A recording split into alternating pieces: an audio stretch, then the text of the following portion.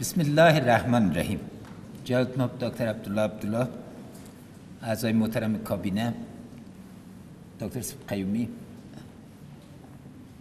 همکارای بین‌المللی، نماینده از کرد دیپلماتیک، خاصتا نماینده های شورای مردم، همکارای دیگه، السلام علیکم و رحمت الله و برکاته. خوش گردین.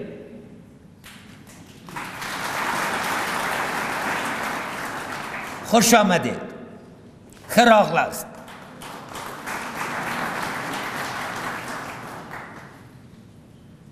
اغزایت راغلی خیر آغلی تاس پیراده نند ملی وحدت مشران دلتا ده تاس پا استازی توب اتاس تا ده خدمت شرف لري. مننه چه انتخاباتو کم گدونو که ترچ دا حکومت تشکیل سو او موک جمنیو چه هغه آرزوگانه چه ده کمپاین دوری کم در سرویلیو تر سرگو. حرفای من در 4 بخش است.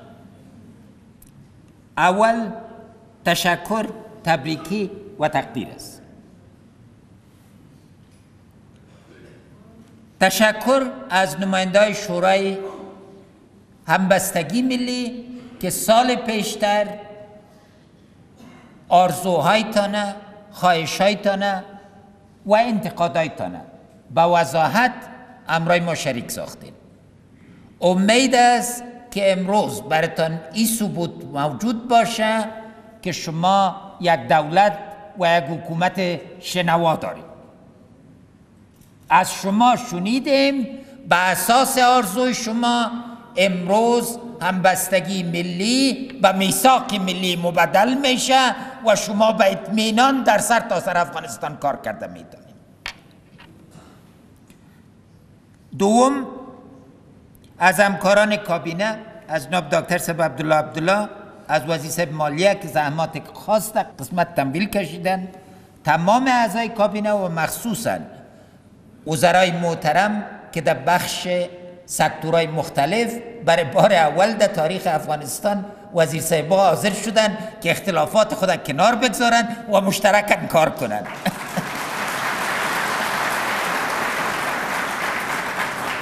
خیرا برادر، این کار آسان نبود. شما خودتان از قریه میفهمید، اما من میخوایم تبریکی به تو میناره که واقعا منافع ملی را سر منافع سکتوری ترجیح دادن و همه با اتحاد و اتفاق کار کردن. یک مثال بسیار خوب و یک مثال مثبت است که نال وزارت‌های محترم دیگه با هم کار کنن که نتیجه بگیرد.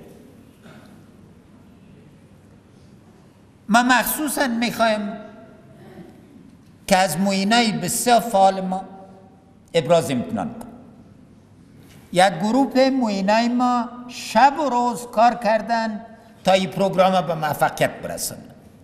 از وزیر صاحب مالیه و وزیر صاحب انکشاف دهات و دیگه وزیر صاحبا خواهش دارم که پیشنهاد تقدیرنامه درجه اول به تمام عزیم و این صاحبا اعطا کنند. با فعالیت عظیم و این صاحبا ما باورمند شدیم که افغانستان دارای یک کادر اداری است که خواهشات ملت افغانستان به انجام رسانده میتونه و نسل ما دکتر صاحب فضل خداوند به مراتب جوانتر است، با آرامی پشت ازی گشته میتونیم که آینده افغانستان به یک نسل مسئول بسپاریم. چهارم، از خواهرای ما که در همبستگی ملی اشتراک کردین، موانعی وجود داشت اما دفعه پیشتر به وضاحت آرزویتان گفتین و امروز بار اول است که فرمایش قانون اساسی در قسمت سهمگیری مساوی مرد و زن در شوراها عملی میشه. مبارکتان باد. 50-50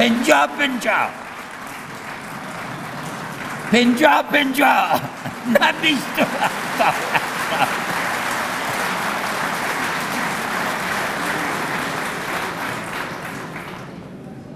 و پنجم، از همکارای بین‌المللی مخصوصا از بانک جهانی ابراز امتنان میکنم.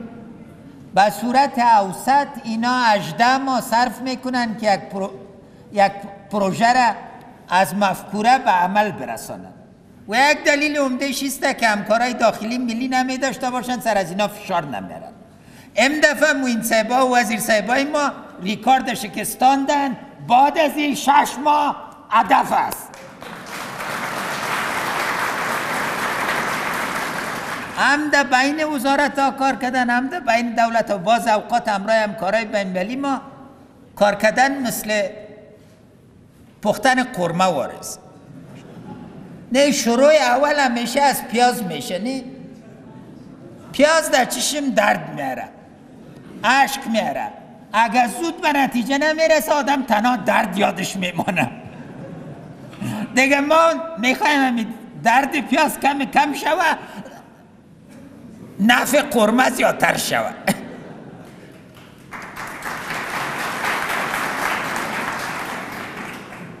اما ششم، ما میخوایم از قوای امنیتی و دفاعی افغانستان، از فرزندایتان که شب و روز قربانی میتن ابراز اطمینان کن.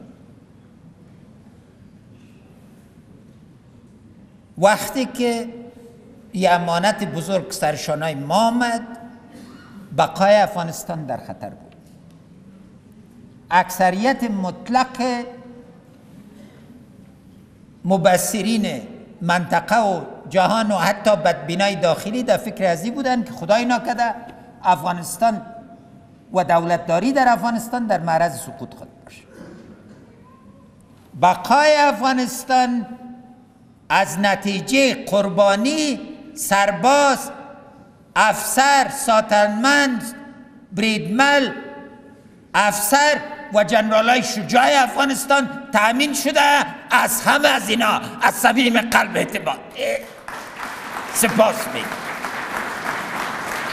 و از شما خواهرها و برادرها، از تمام قریه‌های افغانستان، از تمام شهرهای افغانستان ابراز امتنان میکنیم که اولادای صدیقتان در صفوف قوای امنیتی و دفاعی افغانستان داخل کرد.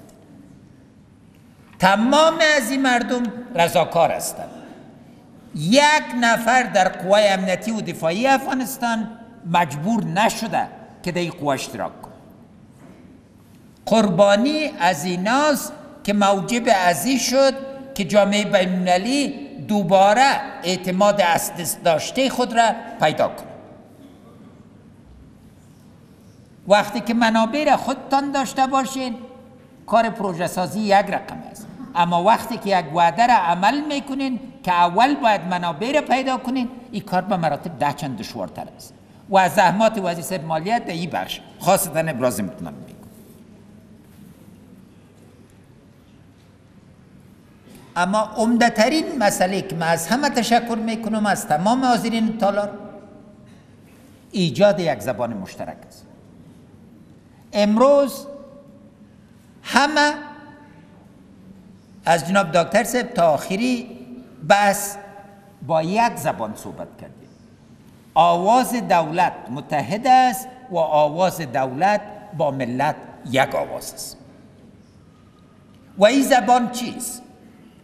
سوال چیست که معنی میثاق چیست؟ معنی میثاق در قدم اول است که قانون اساسی ما وثیقه ملی ماست. قرارداد اجتماعی افغانستان در قانون اساسی افغانستان انعکاس پیدا کرد. دای موږ ملی وثیقه ده. اسلامی جمهوریت د افغانستان دا رقم اسلامی اساسی قانون په ټوله منطقه کې نسته. زه چلنج ورکوم چې څوک راته ووایي چې موږ له اساسي قانون مبین دین د اسلام ته ډېر توجه سي. لومړی دوهم درېیمه ماده ولولئ. اما دوم د افغانستان په افغانستان کې هر افغان مساوي حقوق او وجایب لري. دغه موږ مشترکه ژبه ده. هیڅ افغان له بل افغان نه کم نه ده، هیڅ افغان له بل افغان نه ډېر نه ده. او دلیل ده نن ګورئ چې ملی میثاق طول افغانستان تا په یو نظر ګوري. فرق از این نیست که کدام قریه در بدخشان است یا کدام قریه در هلمند است یا در هرات است یا در پکتیکا است. همه افغانا در چارچوب یک برنامه ملی معین و برتان اطمینان میتیم که به نقاط ناامن میرسیم. ناامنی موجب از این نیست که ما خدمات عرضه نکنیم.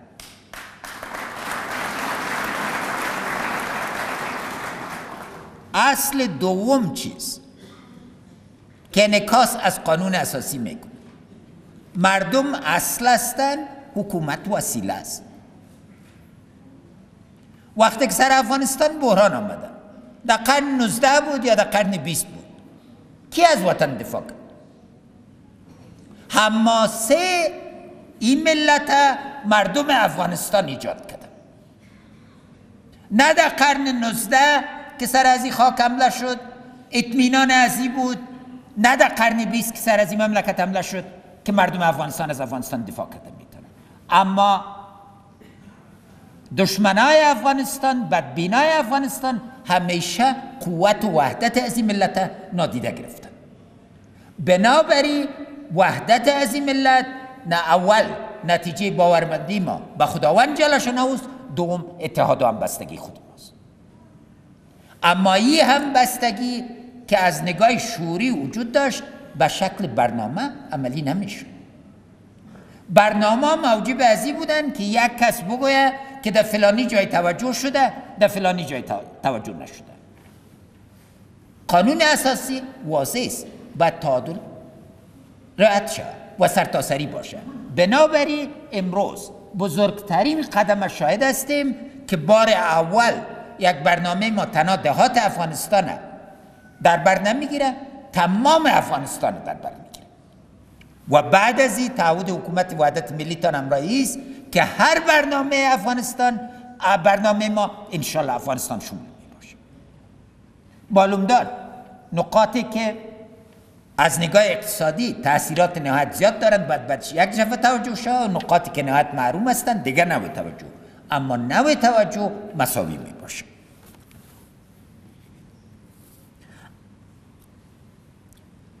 درېیمه خبره دا ده چې ځکه موږ او تاسو منځ کې یو اعتماد ده،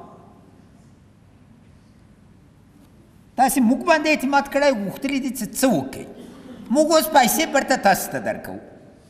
افغانستان کې له دې نه چاته پیسې ورکړي لوی اعتماد شته؟ وقتی چې زه ځوان وم او دا کلیو ته تلم، کلیو که به مې ویلې چې تشکر، ویلی یم تشکر بخورم یا بپوشم. اما ډېره لویه فلسفه وه پکې. مقصد دا و چې څه را سره کوې، ما خو یو څه در سره وکړل، راشه درشه په څه اساس ده. نو تاسو ته چې د تصمیم گیری حق درکول کېږي ورسره د مسئولیت است. او زه ډېر منندوی یم چې تاسو دا مسئولیت په ډېره خاصه توګه خویندو ورونو ابراز کړل.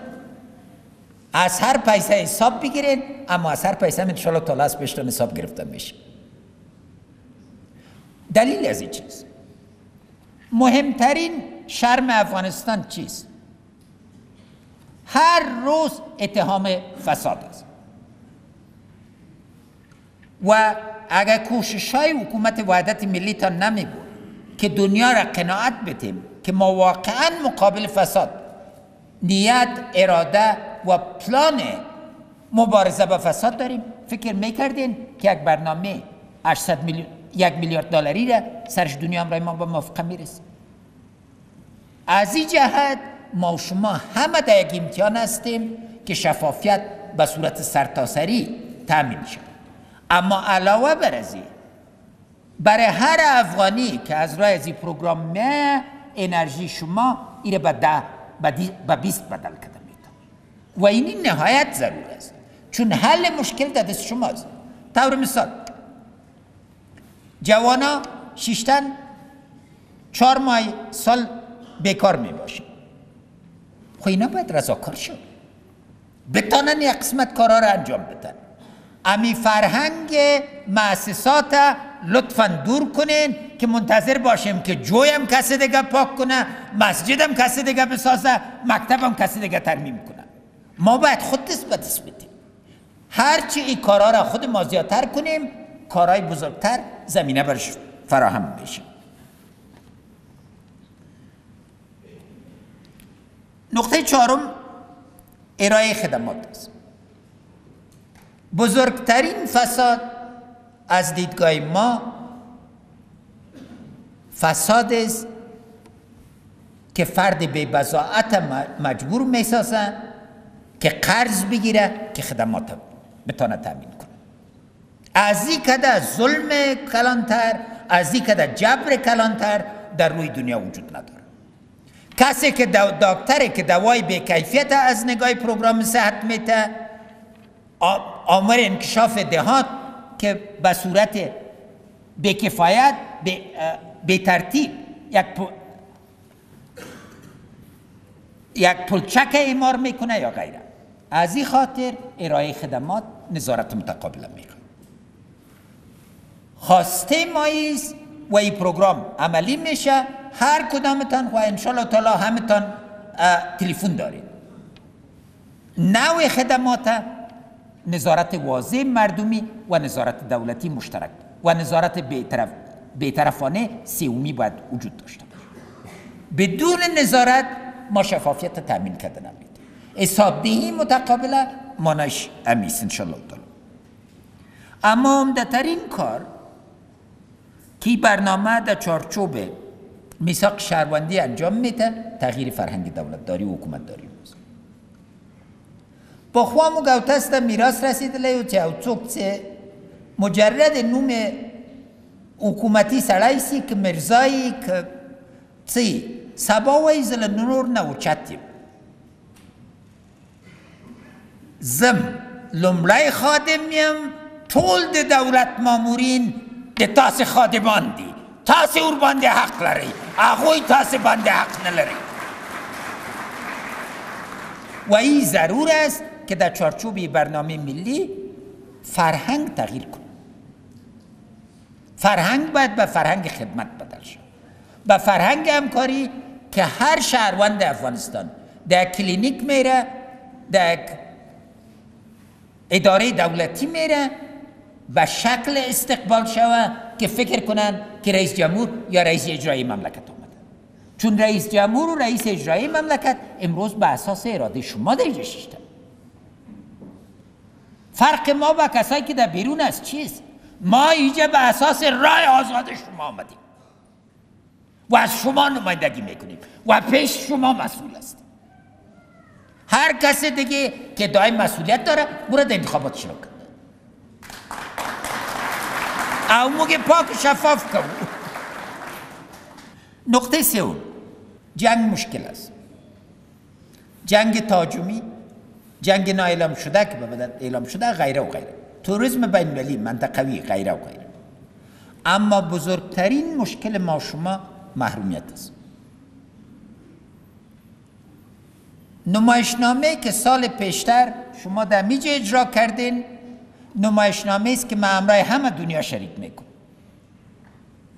شما چی گفتیم؟ څومره تو ویلیم؟ په یاد می دی لکه نن غوندې ویلم چې کلي څه رقم دي؟ یو بغلان نه و یو بامیان نه و. درسته ده نه؟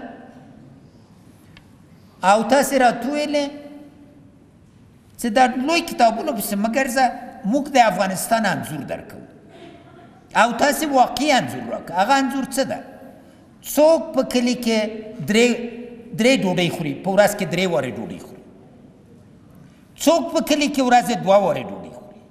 څوک په کلي کې ورځې 1 وار ډوډۍ خوري او څوک ډوډۍ ته ارمان شهید دي او په دې انتظار کې دي چې شاید بل سبا یا بل سبا ورته ډوډۍ راسي. او تاسې نتیجه ګیري دا وه چې اکثریت د کلي اوسېدونکي د دې توان نه لري چې له ورځې نه چې 3 وارې په ورځ کې ډوډۍ وخوري. دغه موږ او تاسې اصلي مسله ده او دا دې بېوزلي لرې کول موږ او تاسې اسلامي او وجداني او ملي فریضه ده. بېوزلي باید افغانستان کې ختمه سي، بېوزلي باید اول کم سي او ټولو نه موږ باید ډېرتر به وزارت توجه کن. از این جهت ما از تمرکزتان سر مشارکت بیجای شده های داخلی عودت کننده و کوچه ابراز امتناع میکنم. این سه قشر از محرومترین اقشار از این جامعه است و تا ما با هم نبیم این مشکل حل نمیشه. امروز میفهمین که یک سیل مهاجرین ما در حال برگشت است. ما میخواهیم که این برنامه یک وسیله جذب مجدد از اینا به صورت آبرومندانه و به صورت اساسی شد. بعد از کنفرانس بروسل مخصوصا تمام توجه حکومت یک سرازی خواد باشه در این بخش که چطور مهاجرین ما به صورت منسجم برن و خود جزء پیکر ملت افغانستان. فراموش نکنید دوی پردی ندی هیچ څوک دی هغه مهاجر ته چې برته وطن ته راځي د پردي په حیث ونه هر یو د دوی موږ او تاسې غوندې حقوق و وجایب لري او دا باید جذب سي او دا باید د افغانستان ویاړي چې ټول مهاجرین انشاءالله تعالی بیا جذبوی سي او په عزت و اعتماد جذبوی سي. چون حرفا همه گفته شده ما در قسمت چهارم تنها چند کلمه خلاص تاکید میکنم. اول همیشه از این کنفرانس بروسل میشنوین بروسل بروسل بروسل. امید از خسته نشده باشین از این کلمه. چی گپ است در بروسل؟ بسیار ساده. ایجاد یک تجدید قرارداد بین مردم افغانستان و جامعه بین‌المللی. 2 سال پیش شما فکر میکردین که شاهد از این باشین که جامعه بین‌المللی به افغانستان علاقمند باشه در سال 16 در کنفرانس وارسا ما به چی به دست آوردیم؟ یک تعهد واضح برای تمویل تجهیز و تقویت قوای امنیتی و دفاعی خود. این ماها وقت گرفت تا انجام شود اما فضل خداوند امروز افغانستان در محور توجه جامعه است. دشمنای افغانستان در انزوا هستند و زیادتر به انزوا خواهد رفت.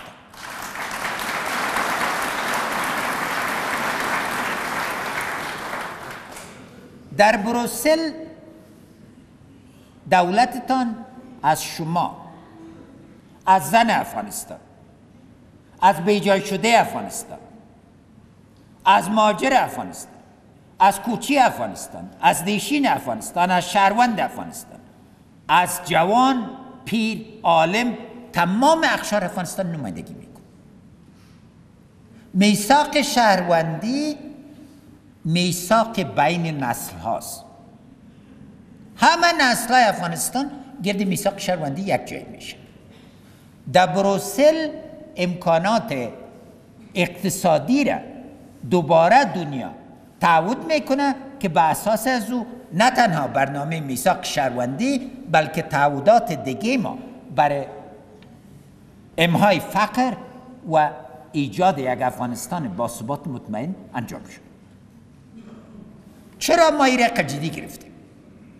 از خاطر از این نیست بروسل خودش وسیله است، پول مهم است، تعهدات مهم است، اما از خاطر از این را جدی گرفتیم که ما بتانیم اصلاحات بنیادی را که جامعه افغانستان ضرورت داره به صورت متواتر و دوامدار انجام بدیم. بروسل یک کنفرانس نیست که انجام شود و سبای شما فراموش کنیم. بعد از بروسل آمدن کل ما باید آمادگی بگیریم و دستا را بر بزنیم و همه با هم کار کنیم. اینی اهمیت عزیز و انشالله عملی میشه. همچنین خواهش مجیز بخش همکاری با جامعه مدنی را در میثاق شهروندی به صورت بسیار خوب عملی کردیم، اما ښار او کلی نن سره تړلی دي، نن سره وتړل شول. اما تاسې پوهېږئ چې څومره یې موږ د کلي پیداوار په کلي کې ضایع کېږي بې له دې نه چې ښار ته ورسېږي. دا ما غوښتنه دا ده ورونو خویندو چې تاسې دا پروګرام په یو اساسي پروګرام بدل کړئ چې د افغانستان ټول ولس ته قناعت ورکړي، مخصوصا خویندو ته، ځکه چې تصامیم دوی نیسي چې د افغانستان پیداوار ته ترجیح ورکړي. د افغانستان میوه ضایع پاتې کېږي، تاسې خارجي میوه اخلئ. خارجي میوې سره زه جنجال نه لرم، مګر موږ د میوې مزه نه لري.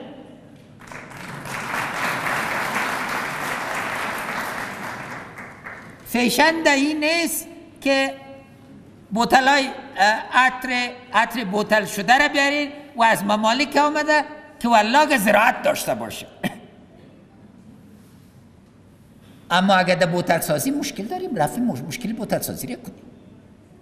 نو وزارت زراعت، وزارت صنایع، دیگه وزارت ها، اما مخصوصا بخش عزیز که همراه سکتور خصوصی افغانستان کار داریم که زنجیرهای ارزش ایجاد شد. دغه ډېره مهمه مسله ده او انشاءالله تعالی عملی کیږي. اقدامات بعدی را از طرف دولت ما صحبت نمیکنم. چرا؟ اگر 10 چیز وعده کردیم و 9 تاش عملی شد، کلتان پس ما کم میگیرین که دوم چی شد. اما با یک مثال ختم میکنم و امید است که رئیس جمهور افغانستان مثال یک گودی پرا نداره. هرچی بالا پرواز کنه تارش در دست مردم است. میتونین بسیار زود ما را به زمین بزنین یا بسیار بالای ما کنین. خواهش من است که سر حکومت وحدت ملی تان اعتبار کنین. امو تاری را که ضرور است که ما با عزت بالا پرواز کنیم بتین، اما حساب دهی از پیش ما بخواهیم. اما حساب دهی به حساب واضح باشه که در چارچوب عالم اسباب کوشش های ما چه اندازه جدی بوده، صمیمی بوده و در خدمت مردم بوده. پروژه بزرگ دیگه در حال آمادگی است. روزی که آماده شد یکی بعد دیگه در خدمتتان قرار داده میشه. و مخصوصا نقطه آخری است در 2 سال گذشته سیاست خارجی بر ما نقش مطلق حیاتی داشت، از خاطر که بقای افغانستان بسته بود، از خاطر که کشیدن افغانستان از انزوا ضرور بود. امروز به یک بندر بسته نیستیم، انشالله 10 بندر در خدمت ماست. اما با ختم بروسل تمرکز عمده ما پس در ارتباط با اجرا کردن آرزوهای ملت است. این یک قدم بزرگ بود. ټولو ته مبارکي وایم، له ټولو نه مننه کوم، د زړه له کومې، او له ټولو نه مې غوښتنه دا ده چې په همدې صمیمیت، په همدې نیت او په همدې اراده چې تر اوسه کار کړی، انشاءالله دا لوی هدف عملی کوي، بریالي کوي. یشسون افغانستان، زنده باد افغانستان، تل دې وي افغانستان.